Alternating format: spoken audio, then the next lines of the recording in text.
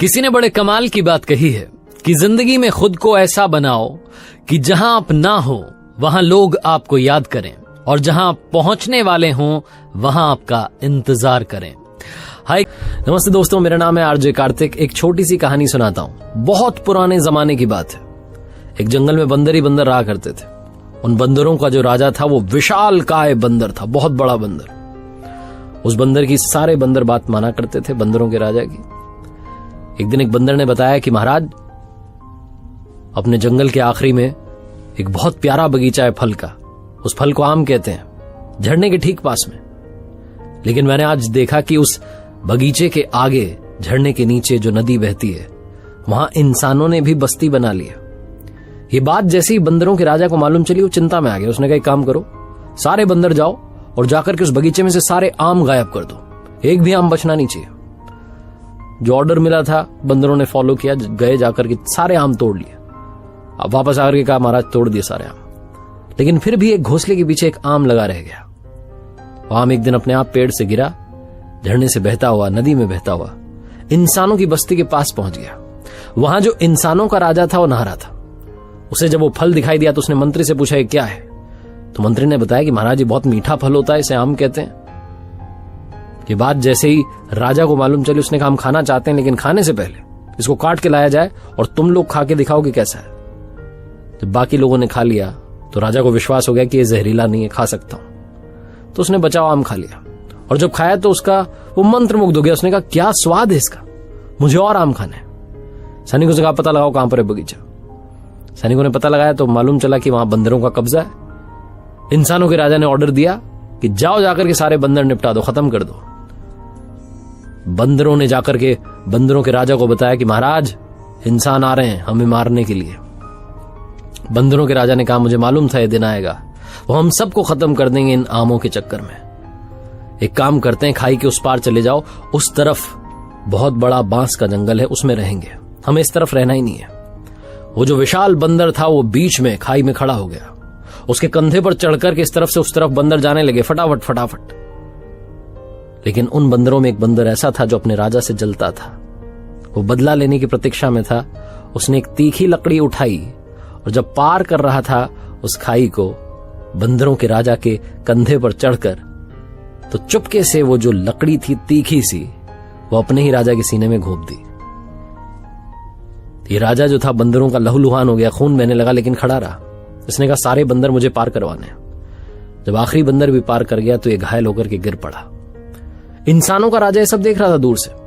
उसने कहा कितनी करुणा है, कितना दयालु है, इसको बचाना बनता है। उसने अपने सैनिकों से कहा जाओ जाकर इसको बचाओ, वैद्य जी को बुलाओ, इलाज करो इसका। बंदरों के राजा को बचाने की कोशिश होने लगी, उस विशाल बंदर को बचाने की कोशिश होने लगी। आखिरकार उसको थोड़ा ठीक जब वो हुआ, बोलने लायक हुआ, तो उससे पूछा इंसानों के राजा ने कि एक बात बताओ, आपको पहले पार करना चाहिए था, आप इन बाकियों के चक्कर में क्यों पड़े थे? अपनी जान पर खेल करके दूसरों को बचा रहे थे। बंदरों के राजा ने इंसानों के राजा से कहा कि मुझे सबका ख्याल रखना है क्योंकि मैं राजा हूं ना। और ये बोलकर के वो मर गया। जो इंसानों का राजा था उसकी आंख खुल गई कि वो अब तक क्या करता आ रहा है। जो भी खाता है खाने से पहले अपने सैनिकों को देता है कि पहले तुम टेस्ट करो, जहरीला तो नहीं है। इतना शक करता है अपने लोगों पर, बुरा बर्ताव करता है। वो इंसानों का राजा उस दिन से अच्छा राजा बन गया। ये कहानी इंसानों के राजा और बंदरों के राजा की नहीं है, ये आपकी और हमारी कहानी है।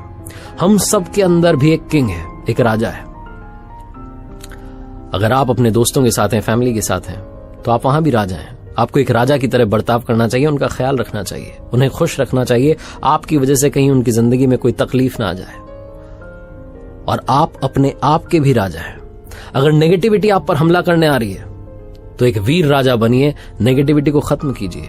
अगर पॉजिटिविटी आ रही है तो एक अच्छा राजा बनिए, उसका स्वागत कीजिए, सत्कार कीजिए, उसे आने दीजिए।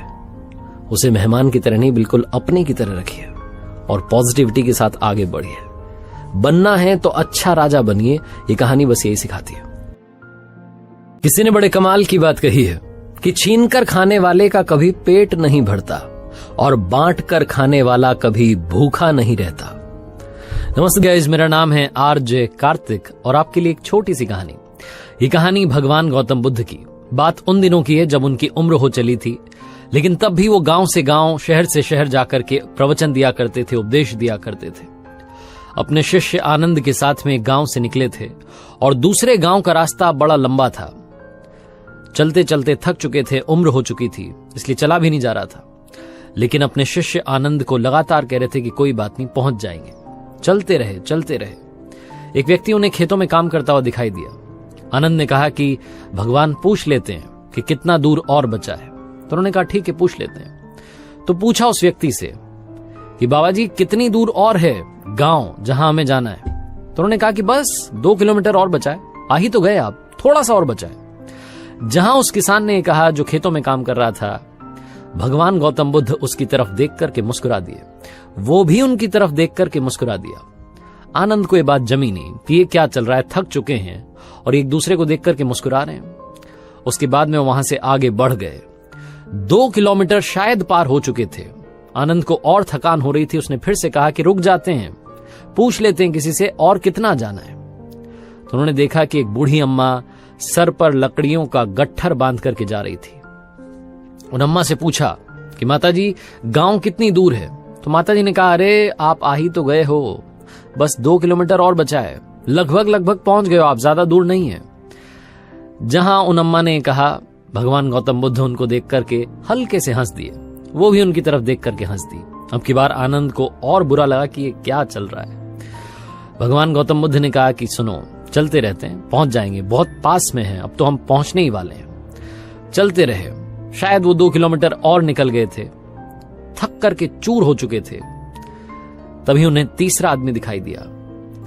उस तीसरे आदमी से भी पूछा कि भाई साहब गांव कितनी दूर और बचा है। उसने भी यही कहा कि बस 2 किलोमीटर और बचा है, आप पहुंचने ही तो वाले हो, चलते रहो, बस आने वाला है गांव, शाम होने से पहले पहले पहुंच जाओगे। और ये कहकर के वहां से चला गया।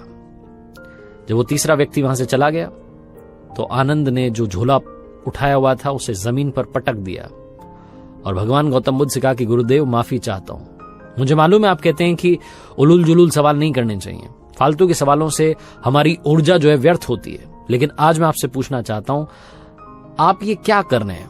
पहला वाला दिखा तो उसे देख करके आप मुस्कुरा दिए, दूसरी वाली जो अम्मा थी उनको देख करके आप हंस दिए। हर कोई हमसे कह रहा है कि 2 किलोमीटर 2 किलोमीटर, वो गांव आने का नाम नहीं ले रहा है। आप ये क्या कर रहे हैं, मुझे इसका उत्तर दीजिए, मुझे जानना है और मुझसे अब चला नहीं जा रहा है।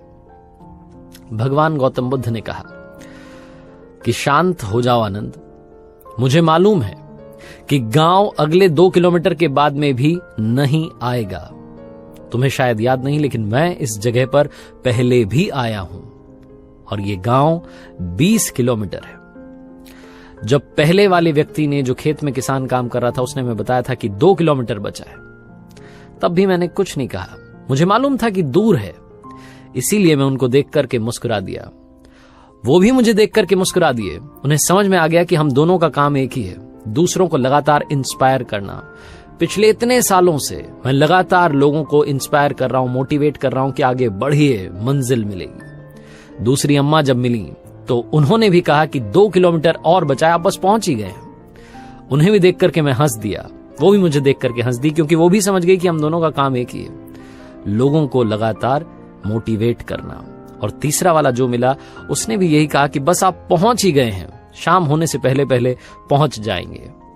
हम सब का काम एक ही है, इसीलिए हम एक दूसरे को देख करके मुस्कुरा रहे थे। मुझे मालूम है कि गांव दूर है, लेकिन तुम्हें अगर कहता कि 20 किलोमीटर चलना है तो शायद तुमसे इतना भी नहीं चला जाता। इन 3 लोगों ने हमें 2 करके 6 किलोमीटर तो पार करवा दिए। 6 किलोमीटर की जर्नी तो हमने इन्हीं के भरोसे पार कर ली। मुझे मालूम है तुम थक चुके हो, ये बड़ा सा पेड़ है, इसके नीचे आराम करते हैं, आज की रात यहीं बिताते हैं, कल सुबह फिर से चलेंगे, चिंता मत करो। लेकिन दुनिया में याद रखना, दूसरों को लगातार मोटिवेट करना मत भूलना। कहानी बहुत छोटी है, लेकिन असल जिंदगी में भी हमारे आसपास ऐसे लोग होते हैं जो हमें इंस्पायर करते चलते हैं, मोटिवेट करते चलते हैं। कुछ ऐसे लोग भी होते हैं जो हमें डीमोटिवेट करते हैं। अब चॉइस आपकी है कि आपको कैसे लोगों के साथ में रहना है और आपको कैसा बनना है। कि आप भी वैसा बनना चाहते हैं जो ये कहे कि बहुत दूर है, तुमसे नहीं पहुंचा जाएगा, या आप ये कहना चाहते हैं कि बस पहुंच गए हो, थोड़ा सा और चल लो, मंजिल मिल जाएगी। चॉइस आपकी है, आरजे कार्तिक आपसे बस यही कहता है, जिंदगी में मंजिल की तरफ दौड़ते चलिए, रुकिए मत, थकना इधर मना है। कर दिखाओ कुछ ऐसा कि दुनिया करना चाहे आपके जैसा। और हाँ,